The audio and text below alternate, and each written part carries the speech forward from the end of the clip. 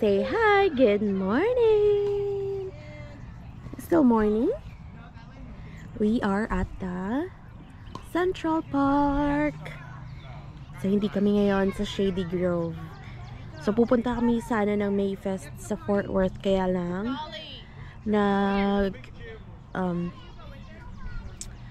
nasira yung tire namin. Mabuti lang merong spare si Claude, kaya napalitan namin yung tire niya. Pero after nito, after ng park, we will go to Sam's Club to get the regular tires. Kasi yung spare tire is manipis lang. So, hindi pwede sa long drive. So, ito yung park namin. If naalala nyo, doon yung splash pad. Pero ngayon hindi pa open kasi ano pa, spring. So, usually summer. Yan. Nandoon si Claude at si Zadkiel. Hi! We are on the swing.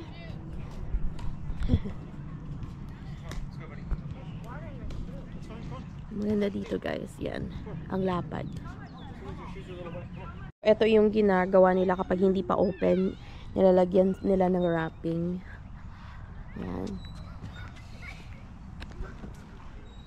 Hi! Wow, you're so strong.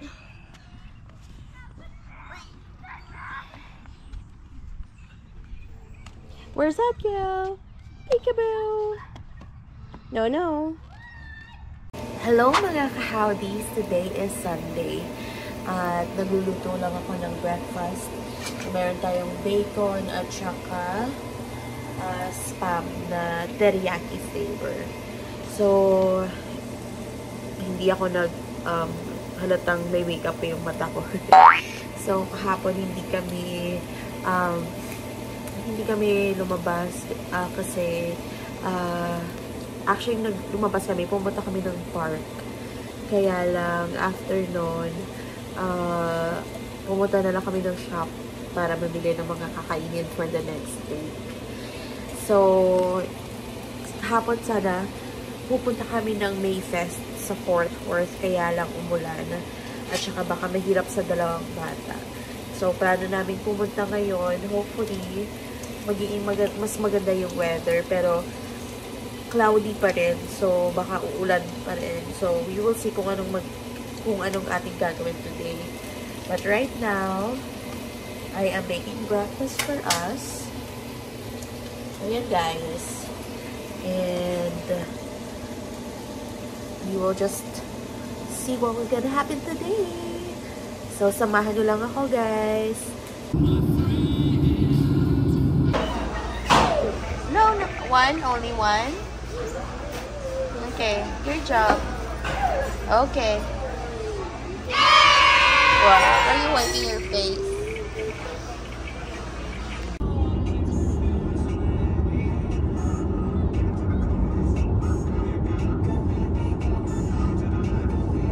Hi mga ka-howdies! So, last time bumili kami ng tanim ng snake plant kasi good for indoor. At may tumubong bagong tanim dito. So, kukunin natin siya at saka ililipat natin ito sa isang pot. Hi.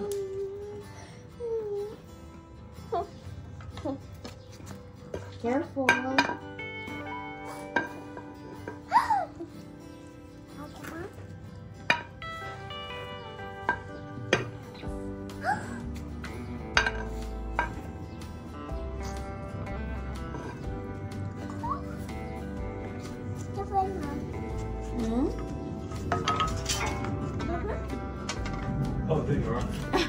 You think Zadko went there? Yeah, I was looking at it. Oh no, what's wrong with it? Oh, actually, it can be two. Oh. Wow.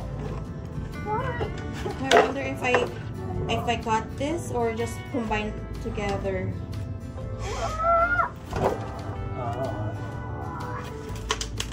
This one is a root itself. And it's so wide too. So like, I'll try if like three pots. Do we have pots? Oh, we have different pots. And we've got big pot or small pot? Small. Okay. Yeah. And I guess the prune, I need the prune. So, eto na guys. So, meron parang ganito. So, pwede nating itanim 3 pots. Is that your chair?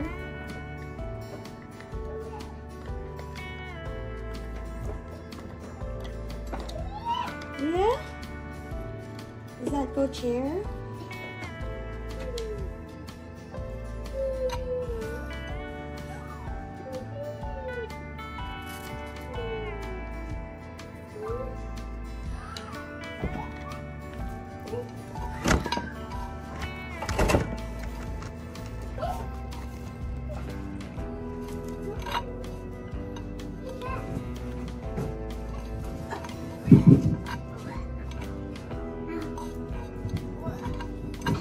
I'm just gonna put this here.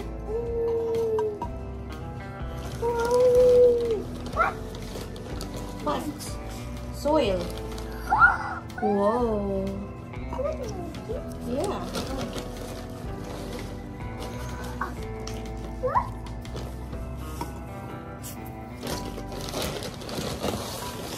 One.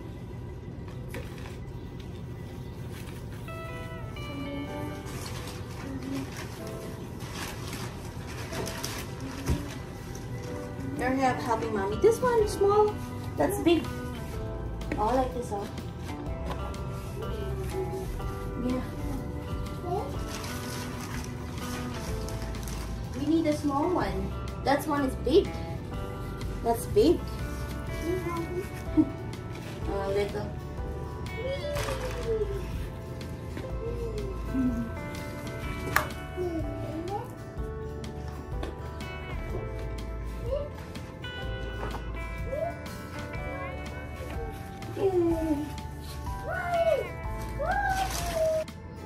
Okay, put it there. Ready? You put. Put. Not there. This one, ready? Yay!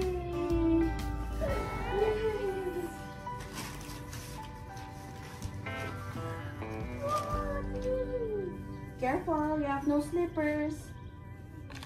Hello mga ka-howdy. So, pasensya na.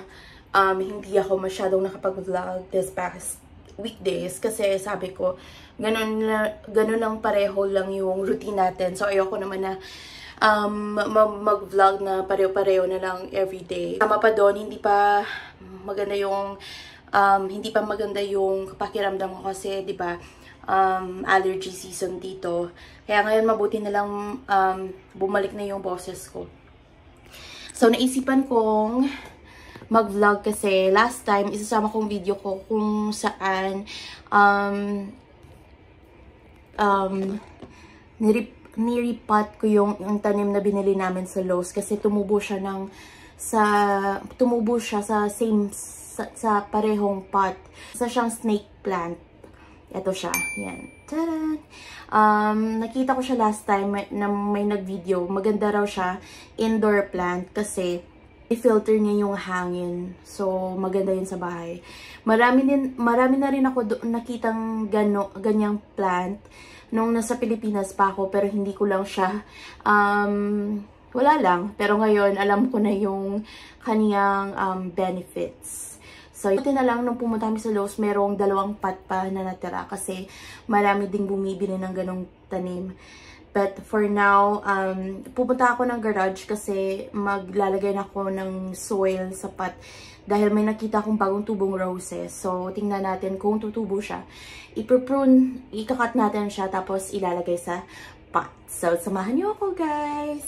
Pasensya niyo na, buhok ko. Ang init sa labas, kaya ganyan. Let's see. Kung may nagtatanong nasaan yung 2 bata, nasa lunch sila. So, diba, yun lang yung time kung saan free ako kung anong gusto kong gawin. At saka, hindi pa ako gutom. So, mamaya na ako kakain kasi late na rin kami ni Zadkel nag-eat ng breakfast. So, eto, may nakita kong pot. So, gagamitin natin ito.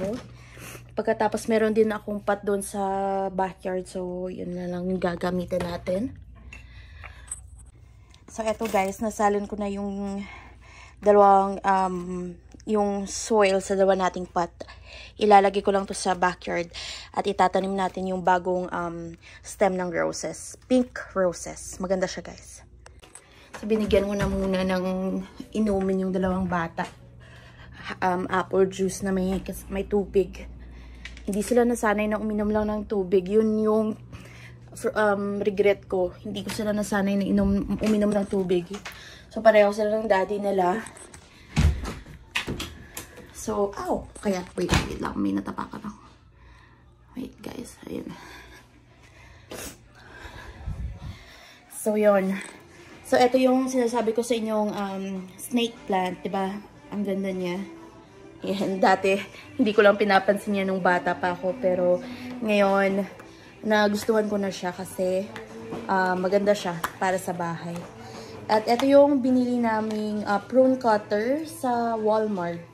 So, maganda siya mag-prune na mga maninipis na stem. Ang benefit yung pruning para makuha natin yung mga, mga layang stems. At saka, also, to separate, mag-cut tayo ng rose. So, punta tayo sa labas. Ika-cut ko na yung rose. Samahan niyo ako, guys. Nagmamadali ako para pagkatapos kasi malapit na matapos na kumain ng lunch. Ang init ngayon. So, spring pa rin pero mainit. Last week, umuulan ng 1 week. Ngayon, balik na sa sunny day. Okay, so labas tayo ng bahay. So, ito yung blackberry bush natin. So, marami ng luto dyan. Kaya lang kinakain ng ibon. So, wag na nating patagalin yan. Mamaya kukunin ko pagdating ni Claude. Kasi, mahilig ako mag-pick. Ito na ang ating ikakat na... Ito guys, yung bagong tubo. Ikat natin yan. Sabi, 45 degree. So, meron tayong isa. At saka meron dito. Isa din dito. So, dalawa.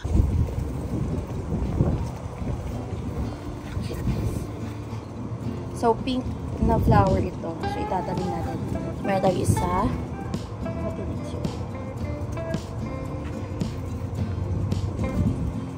Itong pangalawa. Maganda kasi may bud na.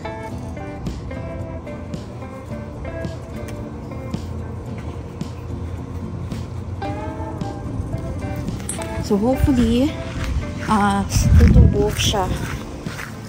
O may ibon. Nandito yung dalawang bata.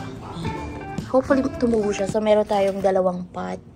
Ilalagay natin siya sa rose garden. Wow, rose garden. Ilalagay ako ng parang rose part dito sa likuran. Kasi, kapag sa harap ng bahay, kinakain ng deer. So, hopefully, yan guys. So, pakita ko sa inyo yung aking rose garden.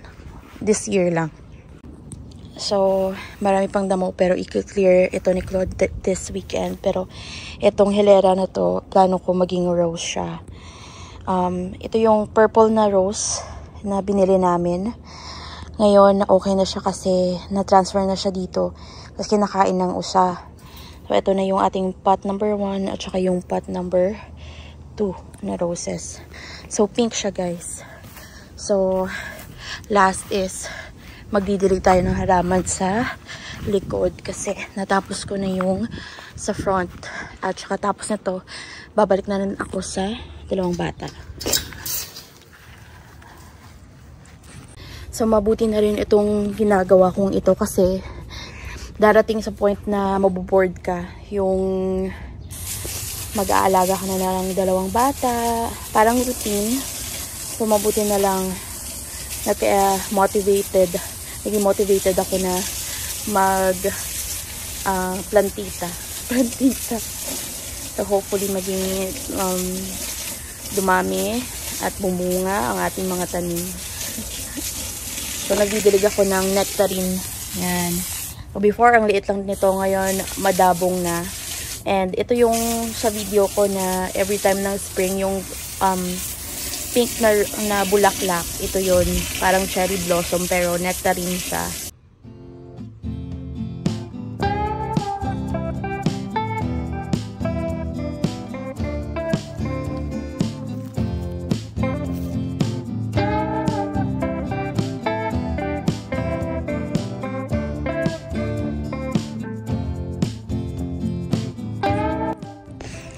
Ito naman guys, yung kamatis natin.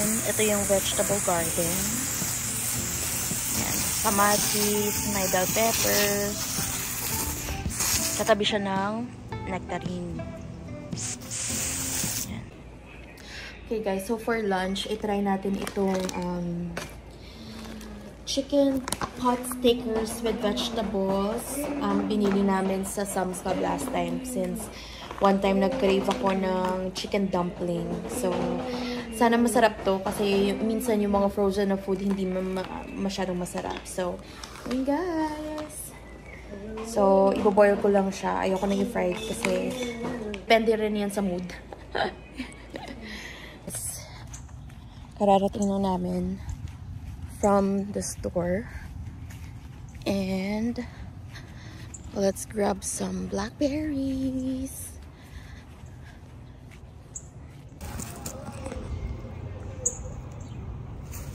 So, iwan ko muna yung mga hindi pa gaanong black para maluto. Kunin natin.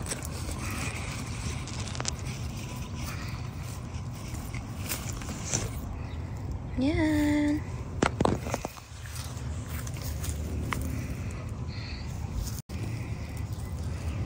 Ito pa guys.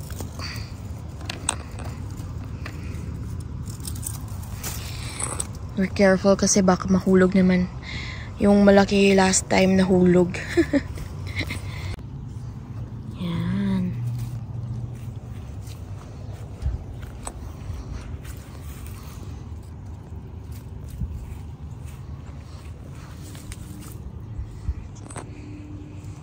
So, ito lang yung nakuha natin guys kasi hindi ko muna kunuha yung mga may pula pa para matamis.